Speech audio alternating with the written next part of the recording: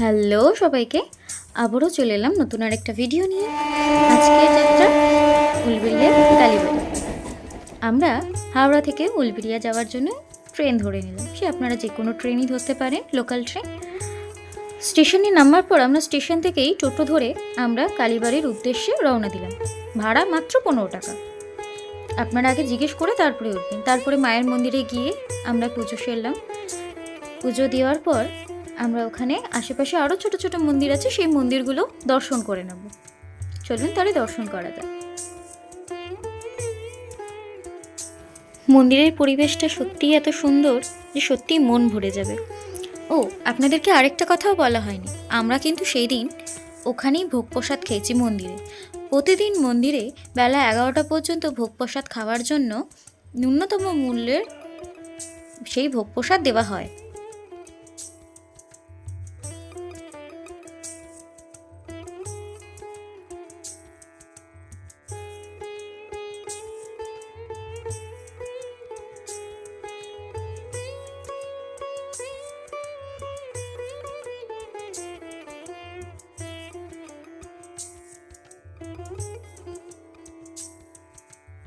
আমরা এই ছোট ছোট মন্দিরগুলো ঘুরে দেখার পরেই আমরা ভোগ প্রসাদ খাওয়ার জন্য আমরা চলে গেলাম। এখানে ভোগ প্রসাদ খাওয়ানো হয় 2টো থেকে 2:30টার মধ্যেই।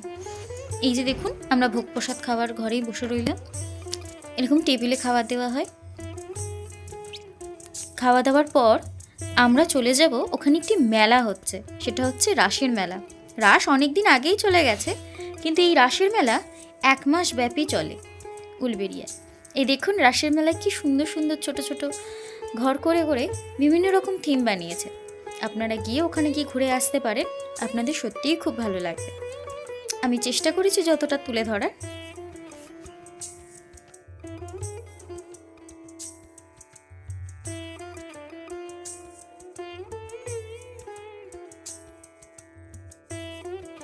এই রাসের মেলার জন্য অনেক দূর দূরান্ত থেকে অনেক মানুষ আসে এই রাসের মেলা দেখবে বলে।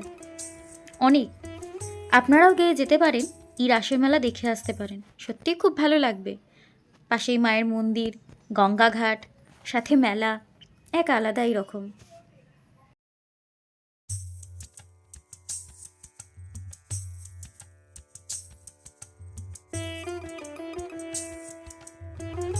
এখানে গঙ্গায় কিন্তু বোটিংও হয়, তাই নৌকা ভাড়া করে আপনারা গিয়ে গঙ্গাটা কিছুটা ঘুরেও আসতে পারেন।